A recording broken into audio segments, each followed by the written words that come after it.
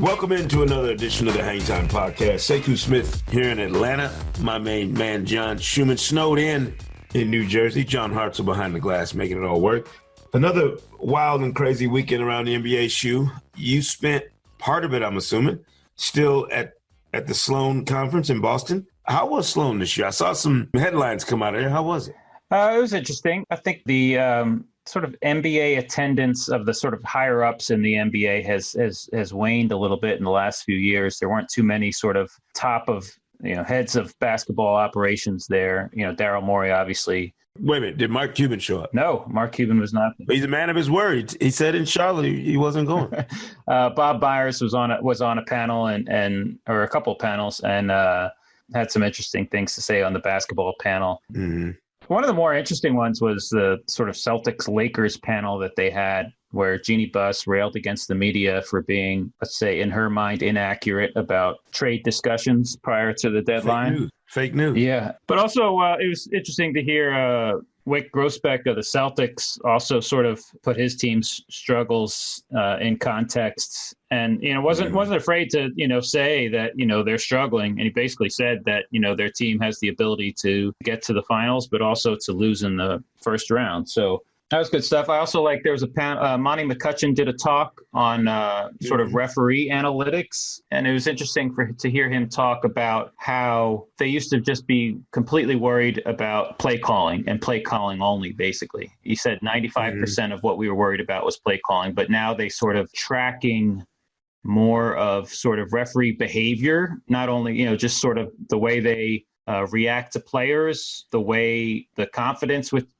which they make calls, and also the way they interact with each other. So he gave one example where one ref makes a call but isn't aware that the team is in the bonus, and instead of the other one sort of showing him up and blowing his whistle and say, "Hey, we're in the bonus," he sort of walks by and whispers to the guy, "Hey, we're in the bonus." Like, they want that kind of sort of teamwork, I guess, in the thing. Mm-hmm. So they've started building this sort of database of referee reports and stuff like that. Isn't graded, like you don't get a demerit or anything like that, but they just have sort of a database of sort of positive and negative comments that they keep with each official, which I thought was interesting, just to hear him talk about them trying to quantify more or less how the refs are performing, not only in regard to just making right or wrong calls. Was attendance up? Is it down? Is it steady? Like, where is attendance overall at now? It was packed, there's all these, but the attendance is mostly students. Yeah. But, as always, there's people from representing every NBA team there, basically. I mean, every NBA team, has save maybe the Lakers, has a pretty robust analytics department. We saw. What are you talking about? The Lakers don't. The Lakers don't have a robust. Not that I can. Not that I know of. If they do, it's top secret. Ran into our friend Brent Barry there, representing the Spurs these days. Yes. So it's good to see him. Mm-hmm. But obviously, he's no longer talking on the record. So that's it. Interesting. Well, good to know Brent's doing well. Good to know that Sloan is alive and well. Shu, did you shovel yet, by the way? No. You know what? My 11-year-old went out and shoveled the driveway, and I owe her like some money and like a shake when I go out and get lunch after we Nice. Put the kids to work. Less than 6 weeks, Shu, until the NBA postseason kicks off. Standings are tight in the West.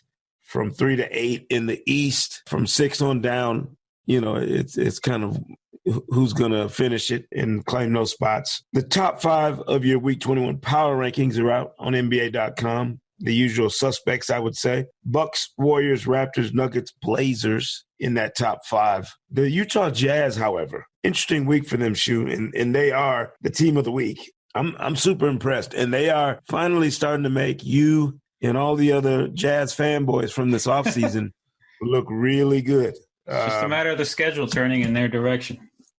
You think it's as simple as that? For the most part, yeah. I think also Donovan Mitchell, sort of getting through his early season struggles and obviously, having some big games of late, including a career high 46 against the Bucks on Saturday, I believe it was. Yeah, I mean they had a great week. You know, it was kind of a week of parity. 28 of the 30 teams lost a game last week, and 29 of the 30 won a game. So, and some of the teams in last week's top 5 lost multiple games. The Thunder lost 3 games, Denver lost 2, Golden State lost 2. But yeah, it was a great week for Utah. They beat the Clippers and then won at Denver on the second game of a back-to-back, and then came back home and beat the Bucks. So they are climbing. They are still in 6th in the West, but within a shot.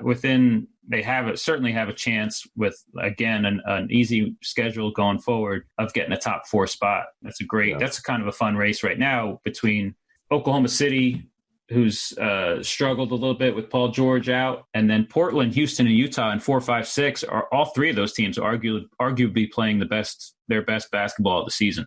Yeah. Portland 5-1 on their road trip so far, despite their half hour in the Boston elevator. The Rockets with a 5-game winning streak, and the Jazz, like we said, having a really impressive week with wins over the Nuggets and Bucks. Yeah. So that's a fun little race to see who can claim the last 2 sort of top 4 spots in the West between those 4 teams.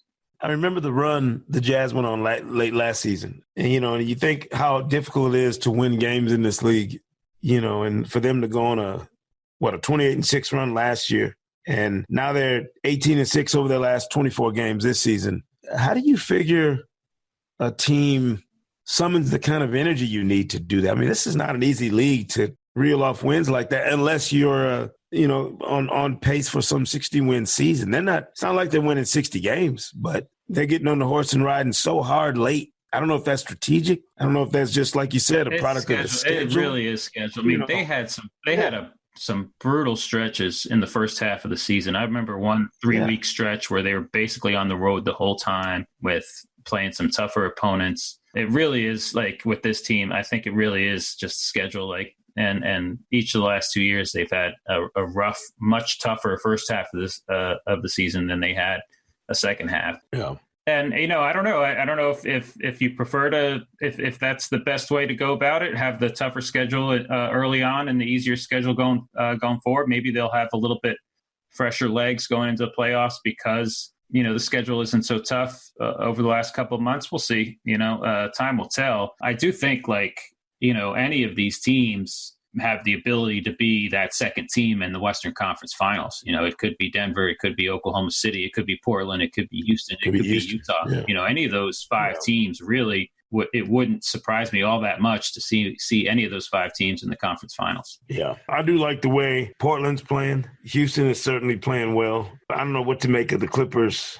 Hey, they got dropping with it. I mean, Clippers got a huge win over Sacramento on Friday, obviously, given the playoff positioning. The Spurs, it's I wrote this in Power Rankings. Earl Weaver used to say momentum is the next day's starting pitcher or something like that in baseball. I think the Spurs, momentum is the next game's location. If they're on the road, they've been awful. They had an awful rodeo trip, but then they came home and their defense was much better. Getting Derek White back has helped them. So they look okay as far as keeping that playoff streak alive, but there's still, plenty of games to play, and, they're going to have to hit the road again too. Yeah. The intrigue in the East shoe is not quite as dramatic in terms of those last spots. You got Detroit at 500 now, finally playing better, getting some quality wins. A nice win for Dwayne Casey. I would imagine anytime he can beat the Raptors in the coming years will be sweet for him. That was fun. The Raptors got a great look at the end of regulation on that sort of cross-court inbounds play for Marc Gasol corner 3. He just missed it. That would have been a really cool sort of play to win that game. But then, give the Pistons credit. I've talked plenty about their sort of big 3 playing much better, but then Luke Kennard has been really good since the break. And so just getting, more guys playing well, especially offensively, because their defense has been pretty good all season. Has made a huge difference. They're on a 9-2 strain right now. It's interesting too. They sometimes trades, even when they're not colossal, but they're just subtle things. It seems like the moves they made did them well, even though it seemed, it appeared that they lost some talented guys. something about changing your locker room chemistry sometimes helps a team. And you look at their record since the trade deadline, give them credit for recognizing the need for some tweaks in what they've done. The team to watch this week is the Boston Celtics. We're not going to talk about the Celtics any more than it takes to mention our most recent Hang Time podcast. If you want to hear Celtics talk, go back and listen. It's with Vince Goodwill. We talked way more Celtics than necessary. And they had another tough loss Sunday. They got a 4-game road trip coming up that's going to be very interesting. That's basically their California trip. And they don't survive that shoot. We may have to revisit our Celtics talk at some point, but their season is obviously in as you mentioned, in Wick Grousbeck talking about, they could go one of two ways, all the way or, out of the way quickly. And like I said, we talked about that extensively on the most recent Hang Time podcast. Check it out on wherever you get your podcast.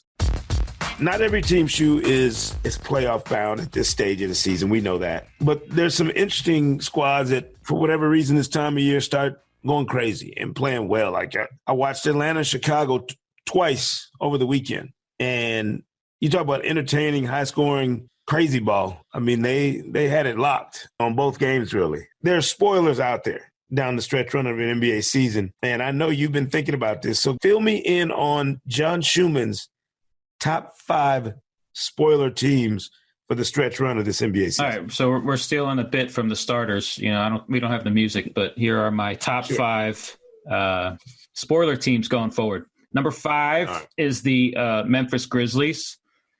Still have some sort of competent vets on that roster, guys who know how to play. Let's just say they play slow and they play good defense, so that can make for close games down the stretch. They beat the Lakers last Monday, so that was a spoiler win. Mm-hmm.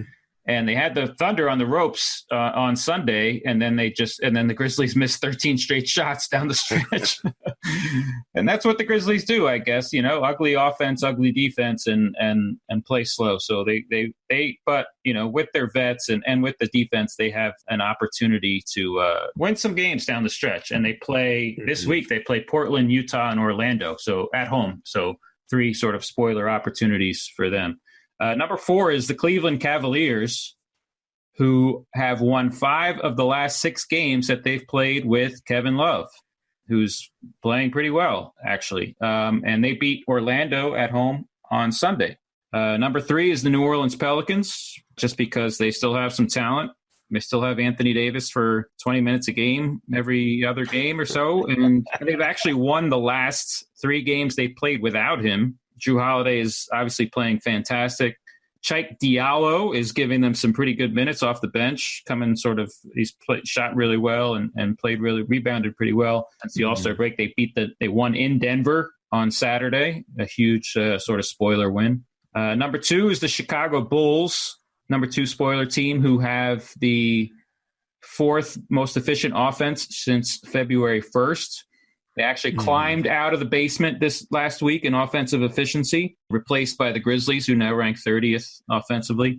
And the Bulls have won their last 5 games that they've played with Otto Porter and came out of the break beating Orlando and Boston. Had that obviously thrilling 4 overtime game against the Hawks, who are spoiler team number 1, the Atlanta Hawks. Really? Yeah, I mean they don't have a real spoiler win since the All-Star break, unless you want to count their OT win over the Wolves on Wednesday. I guess the Wolves were still sort of thinking that they could make the playoffs.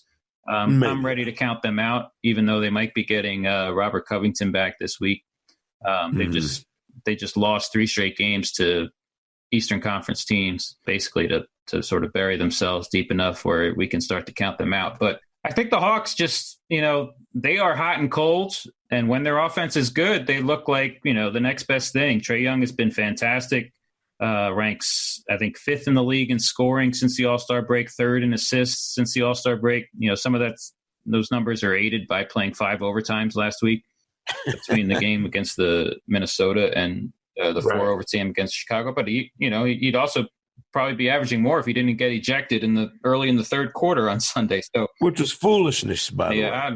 I didn't really get it. You get ejected for standing at a guy when he's walking the other direction. He's not even looking at you. It was silly. So I think they run hot and cold, but when they run hot, they're a really fun team to watch, and they can put some points on the board. Their defense has not been as good as it was earlier in the season, but the Hawks have potential to beat anybody.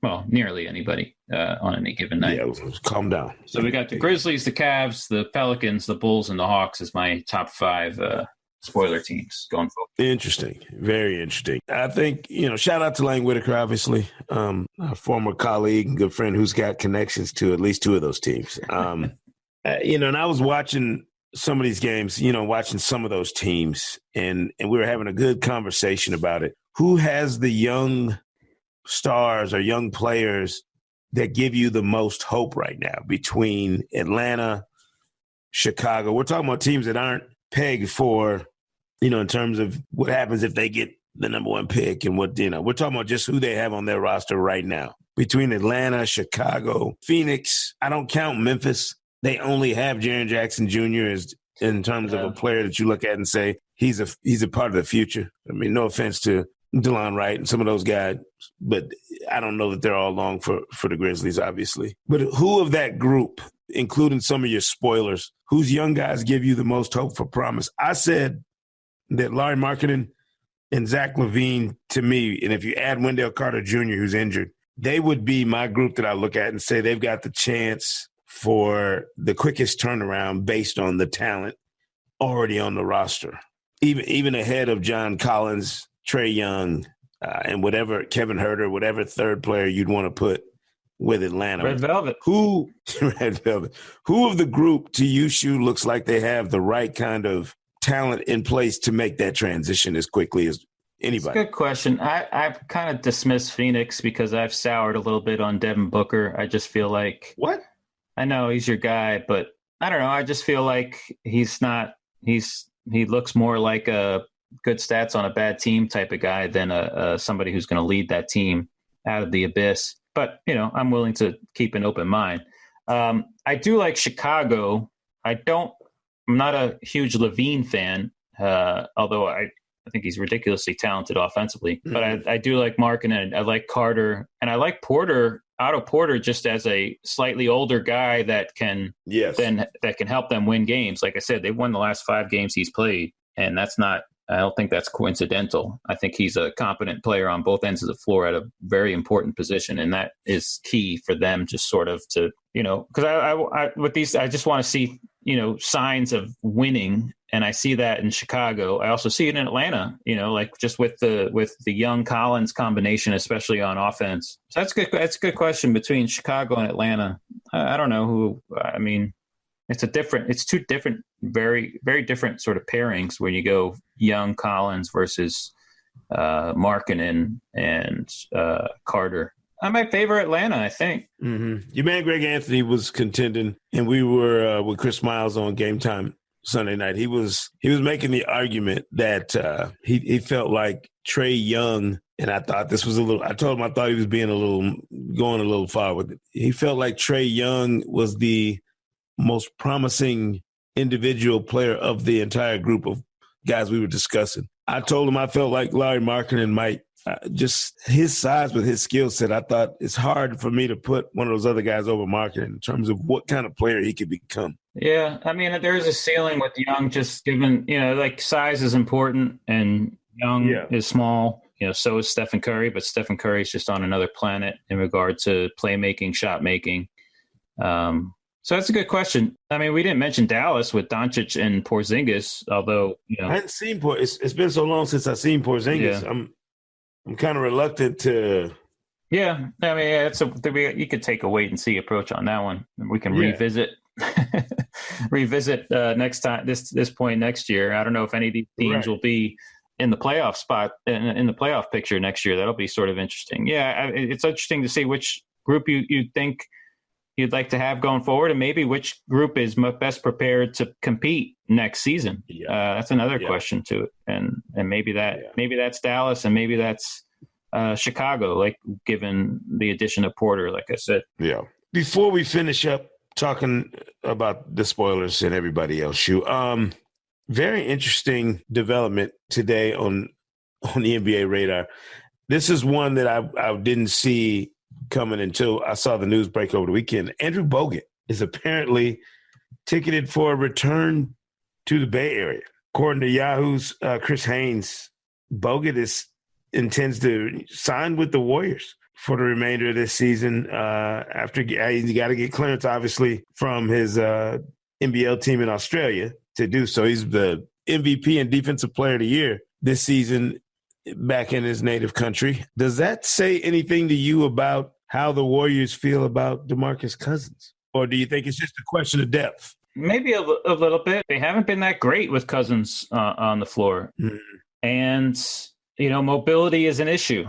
Now, how much more mobile is Bogut than Cousins? That'll be an interesting to see. We haven't seen, Bogut. I hadn't seen it, yeah. So that'll be an interesting question. I do think in a playoff game that's tight down the stretch of the fourth quarter, the Warriors are going to have Curry, Thompson, Iguodala, Durant, and Draymond Green on the floor. But there may be matchups where they favor Bogut over Cousins in the first three quarters. I don't know. We'll see. We'll have to see where Bogut's at. And like I said, if he's more mobile than Cousins is at this point. Cousins obviously offers them more offense. But when you have Stephen Curry, Klay Thompson, and Kevin Durant on the floor, you don't necessarily need a lot of offense from your center. And obviously we saw them be very successful with Bogut acting just as a sort of a passing fulcrum in their offense 4 or 5 years ago. So, yeah, it was interesting. The way he left, I remember him being a little salty about being a casualty of their progress when they had to make some moves to get KD. But apparently, that relationship was still good enough that he's going to rejoin them for the remainder of this season. I don't think that the Warriors are nervous at all, but it is interesting watching them work through the concerns of yet another season of trying to do this. They haven't been great. Yeah. I mean, they have now, let's say this again, they've now trailed 11 of their last 13 games by double digits. Right. That's not good. They're pretty good at coming back from deficits, but they're still only 13 and 17 overall this season when trailing by double digits. So trailing by double digits in 11 of their last 13 games is not good. It's not the way to go.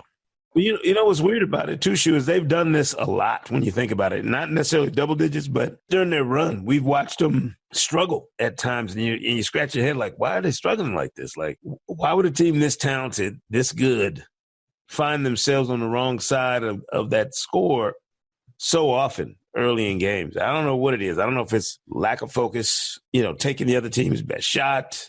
I have no idea. I couldn't explain it. I think the last two seasons in particular, the regular season has been their defense has not just been sharp in the regular season, basically. From start to finish in the season, Shu, people think, you win 60-some games when you're really talented, and it just happens anyway. It's like, no, man, you got to be locked in and loaded at all times, from training camp to the final, day of the season to win 60-plus games and a championship.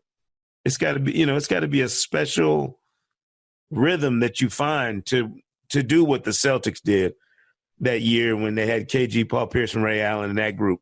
And, and you could see it from, the start of training camp, even when they had, adversity in the first round of the playoffs or wherever, they had been on that course from start to finish, basically. Yeah, I think when a team's in its first year like that, the habits you build over the regular season are critical, but when a team like the Warriors, like sort of the Lakers during their first three-peat, especially when they've been there and they know they can flip the switch in the playoffs, you see the sort of the habits not there as much in the regular season. So like if you look at the teams that have won championships or got to the finals after lower than 10th or 11th, or not ranking in the top 10 defensively over the regular season, and still made it to the finals or won a championship, it's teams that were there the year before, right? It's like so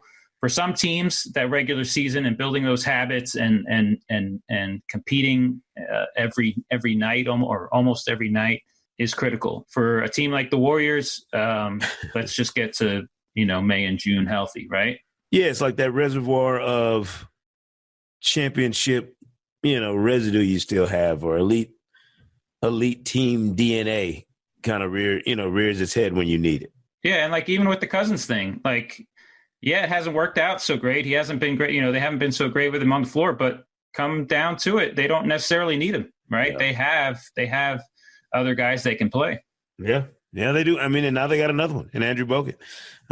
Should be interesting. Be sure to read the full NBA.com power rankings at NBA.com/power-rankings every Monday. John Schuhmann's hard work on full display for you. Should be an interesting week, Shu. I'm looking forward to it. We are slowly counting down until the NBA postseason. We don't know what the matchups are going to be yet, which is fun to see how this thing's going to play out on both sides. I'm looking forward to it, though. I'm getting juiced up for the playoffs a little bit early here. I normally like to wait until we get to the very end last week. Last year we had Minnesota in Denver play a game, basically the last night of the season to see who got in, so I don't know if we're going to have that kind of late season drama. I'm hoping we do, but I'm very much looking forward to the postseason. I want to see what these matchups end up being.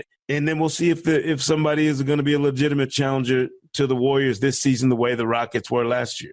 In that vein, we appreciate you joining us here on the Hang Time Podcast. Shoot, I know you got a hot lunch date with the snow day up there with the kids. So you go ahead and get out, do your thing. Be careful.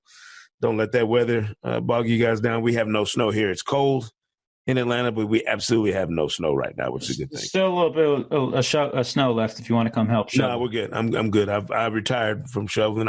We don't even own shovels, not even garden shovels at this house. Anyway, be sure to subscribe to Hang Time on Apple Podcasts, Spotify, or wherever you get your podcasts for new episodes all season long. Don't forget to leave a review. For my main man, John Schuhmann in New Jersey, for John Hartson behind the glass, Sekou Smith here, and we will see you next time on the Hang Time Podcast. Yes.